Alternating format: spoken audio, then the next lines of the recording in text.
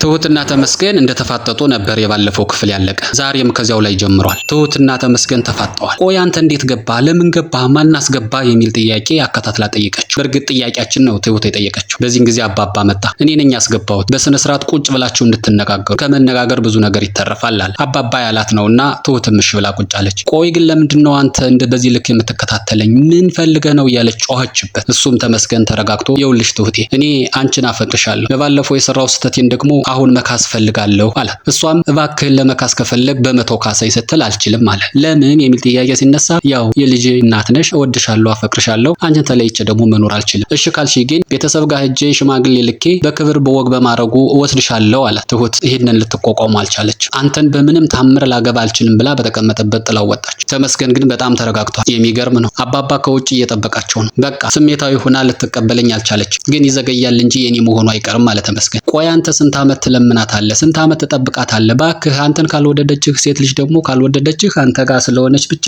ምንም አትጠቅምህም ብሎ መከረው። ተመስገን ግን አይሆንም፣ እሷ እኔ ጋር ትሁን እንጂ ልቧ ኩላሊቷ የሚል ጣጣ እኔ ጋር አይሰራም። ፍቅር መላመድ ነው። ቀስ እያለ እኔን ማፍቀር ትጀምራለች። ስለዚህ ከኔ ደግሞ ማንም አይቀማኝም እያለ ወደ ሽለላ ሲሄድ አባባ ተቆጡ። ስማ ይህንን ሽለላህን እኔ ቤት ሆነ ማድረግ አልችልም ሲሉ ተመስገንም ከመጀመሪያውም ከእናንተ ጋር መጣላት አልፈልግም ስላለ እሺ ደህና ዋሉ ብሎ በሰላም ወጣ። በሌላ በኩል እንደገና ደግሞ ህዩይ ከጸበል ተመልሳለች። ከጸበል ስትመለስ ግን ኖርማል አሁን በፊት የነበራት ጉጉት ተቀይሮ እንዲያውም ስለ እህቷ ስለ ቤቲ መጨነቅ ጀምራለች። ቤቲ ከእንግዲህ በኋላ ኖርማል በእግሯ መጓዝ አለባት ብላ ከወሰነች ቆይታለችና ለምን ካሁን በፊት በብር ችግር እንጂ በሕክምና ታከማ መዳን እንደምችል ተነግሯት ነበርና ነገ ሕክምናሽን ትጀምሪያለሽ እያለቻት ነው። ህዊ ግን የውልሽ የኔ እህቴ እወድሻለሁ፣ ልፋትሽ ጉጉትሽንም ግምት ውስጥ አስገባለሁ፣ ግን ታክሜ ላልድን ስለምችል በዚህ ልክ አትጓጊ አለቻት። እንግዲህ መመከር የነበረባት መካሪ ሆናለች። ቤቲ በዚህን ጊዜ ደነገጠች። ለምንድነው አንቺ ተስፋ እንደገና ጉልበት ከሚገኝበት ቦታ ደርሰሽ መጠሽ እንደዚህ አይነት ነገር ተስፋ የሚያስቆርጥ ነገር የምትናገሪኝ ስትላት የመለሰችላት መልስ ግን ከቅድሙ እንደገና ከበድ ያለ ነበር። ይኸውልሽ እህቴ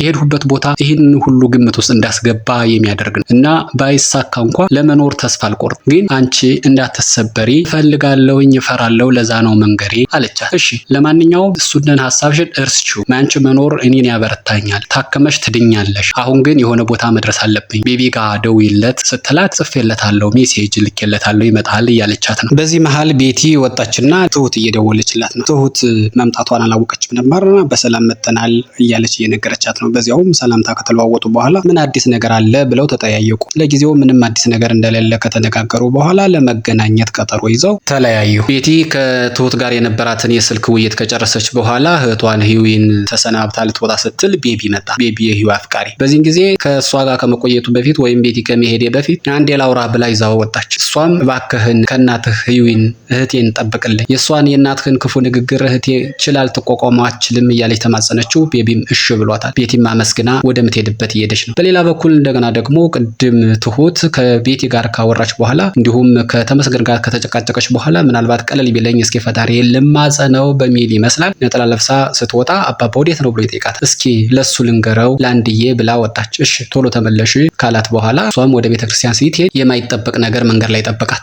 ቲና ተመለሰች። ቲና መንገድ ላይ አንጥፋ እየለመነች አገኘቻት። የማይታመን ነው አይደል? አዎ። ትሁትም ደነገጠች። ትሁት ብቻ ሳይሆንም ቲናም ራሷም ደነገጠችና ላለማየት ሮጠች። ግን ትሁት ምትለቃት አልሆነች። ተከታትላ ያዘቻት። አይዞሽ ምን ተፈጠረ? ምን ሆንሽ? እያለች ጠየቀቻት። እሷም በቃ የሰራሁትን ግፍ እየተቀበልኩ ነው፣ የእጄን እየተከፈለኝ ነው አለች። አይዞሽ ብላ አጽናናቻት። የት ነው መኖሪያሽ ብላ ስጠይቃት መኖሪያ የለኝም ማደሪያ እንጂ አለች። በእርግጥ እውነት ነው፣ የእኛም ማደሪያ እንጂ መኖሪያ የለን። እስከዚያው ድረስ ነገሮች እስኪመቻቹ አባባን ለምነውና አብረን እንኖር የተወሰነ ቆይ ብላ ይዛት ተመልሳለች። ትሁት እንዴት ነው ይሄ ነገር? አዲስ ፊልም ሊጀመር ይሆን? ለማንኛውም ትሁት ወደ አባባ ቤት ቲናን መልሳታለች። ትሁትና ቲና ተያይዘው ቤት ሄዱ። አባባንም አገኙትና ቲና አባባ እግር ስር ወድቃ እባክህን ይቅርታ አድርግልኝ አለችው። አባባም ምን ሆነሽ ነው እያለ ጠየቃት። የደረሰባትን አንዳች ሳታስቀር ነገረችው በግልጽነት። ያው ያደረስኩት በደል በአንተ ላይ በተለይ የሰራሁት ግፍ መልሶ እየከፈለኝ ነው እያለችው ነው። አባባም አይ ጊዜ ጀግና፣ መቼም ይዘገይ ይሆናል እንጂማ የእጅሽን ማግኘትሽ የማይቀር ነገር ነው።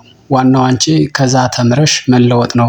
ግን አሁን አካሄድሽ፣ ሁኔታሽ ሲታይ ግን የተለወጥሽ አትመስይም እያላት ነው። እሷም ቀጥላ ኧረ ተቀይሬያለሁ፣ ተለውጫለሁኝ፣ ብዙ ነገር ተምሬያለሁ እያለች ነው። በመጨረሻም እንግዲህ እዚህ የተወሰነ ጊዜ ለመቆየት ትሁትም አደፋፈረቻትና አባባን እንድትጠይቀው አደረገቻት። አባባንም ሄዳ እባክህን አባዬ የተወሰነ ጊዜ እዚህ እንድቆይ ፍቀድልኝ አለችው። እሱም እንግዲህ በድሮ ተንኮልሽ እዚህ ለመቆየት ካሰብሽ እንኳ የማይታሰብ ነው። እሱንን ችሎ ለመቋቋም የሚችልሽ ሰው ስለሌለ እንደ ድሮ ከሆነ አይሆንም። ተስተካከልሽ ግን የተወሰነ ጊዜ መቆየት ትችያለሽ አላት። እሷም ደስ አላት። ግን ቲና ወጣ ገባ እያለች ነው። እንዲያውም ወደ ድሮዋ አቋም እየተመለሰች ያለችም ትመስላለች። ሌላ ሴራ የምታስብ ትመስላለች። በመሀል ትሁት ይህንን ካስተካከለች በኋላ ወጣ ሄደች። የት ሄደች የሚለውን ከሆነ አባባ የድሮ ሚስት ፍለጋ ላይ ነበረችና እሷን ለመፈለግ ሄደች። በመሀል ግን ቤቲ አግኝታት ነበረ። ቤቲ ስለ እህቷ አወራች፣ ስለ ሁኔታው በእሷ ላይ የደረሰባትንም ስለ ተመስገን፣ ስለ አባዬ የድሮ ሚስትም ሁሉንም ነገረቻትና ፈጣሪ ይርዳሽ ብላታለች። እንደገና ደግሞ ተመስገንን አስመልክቶ ደግሞ የጊዜ እንጂ የሰው ጀግና የለውና ምንም እንዳትፈሪ፣ ማንም ዘላለማዊ ጀግና የለም ብላ አደፋፈረች። ትሁትም አመስግና ተለያይታለች። እንደገና ህዊና ቤቢም የፍቅር ጨዋታ እያደረጉ ናቸው። ተነፋፍቀው ቆይተዋልና ሸክም ሆንሁብህ ስትለው የምን ሸክም ነው ጌጤ ነሽ እያለት እያጽናናት ነው። በቃ ጥሩ ቆይታ እያሳለፉ ነው። በመሀል እንግዲህ ወደ መጀመሪያው ነገራችን እንመለስና ትሁት የአባባን የድሮ ሚስት መዳረሻ ለማወቅ ወደ መኪና አደጋ ደረሰበት ወደ ተባለው ቦታ ሄዳለች። በመሀል ትሁት በመጥፋቷ ተጨንቆ አባባ ለተመስገን ደወለ። ተመስገን ምናልባት አስገድዶ ወስዷት ከሆነ ብሎ ቢደውል ተመስገን ኧረ ይሄን አላደረኩም፣ ይሄን ላደርግ እኮ አልመጣሁም፣ በሰላም ነው እኔ ነገሩን ለመጨረስ የፈለኩ ሲለው እሺ እንደዛ ከሆነ ብሎ አባባ ስልኩን ከዘጋ በኋላ ተመስገን ግን ይህንን ሰምቶ ችሎ መቀመጥ የቻለ አይመስልም። ተመልሶ ቤት መጣና በር አንኳኳ። ሲያንኳኳ ማን ቢከፍተው ጥሩ ነው? ቲና ስትከፍተው ደነገጠ። አንቺ አለሽ ሲላት አዎ አለሁ፣ አንተ ግን ተስፋ አትቆርጥም? ምን አይነት ጽናት ነው እያለች ስትለው እሱም አንቺ እንኳን አለሽ አይደል እንዴ ተስፋ ሳትቆርጭ እስከዚህ ድረስ ያለሽ እያሉ እርስ በርሳቸው ተወቃቀሱ። በመሃል አባባ መጣና ትሁት ያለችበትን ሁኔታ ሲጠይቅ አሁንም እንዳልተመለሰች አረጋገጡለት። ተመስገንም ትንሽ ደንገጥ አለ። እኔ እንዴት ይወስዳታል ብላችሁ አሰባችሁ? እኮ ሰላማዊ ሰው ነኝ እያለ ለማስረዳት ሲሞክር ካሁን በፊት እኮ አስገድደው ወስዳት እንደነበር አትርሳ። ምንድነው እንደ አዲስ ነገር ምንም እንደማታውቅ አክት የምታደርገው ይለዋል አባባ። ተመስገንም ያ አልፏል፣ አሁን ሰላማዊ ነኝ፣ እኔ ምንም አይነት ነገር ለማድረግ አላሰብሁም ሲል እሺ አሁን የት ሄደች እያሉ ሁሉም መጨነቅ ሲጀምር አባባ በድንገት ምናልባት ናቲ ጋር ሄዳ ይሆን ሲል ተመስገን ቀበል ያደርግና ናቲ ማነው የሚል ጥያቄ ሲነሳ ቲና ወደ ስራዋ የገባች ትመስላለች።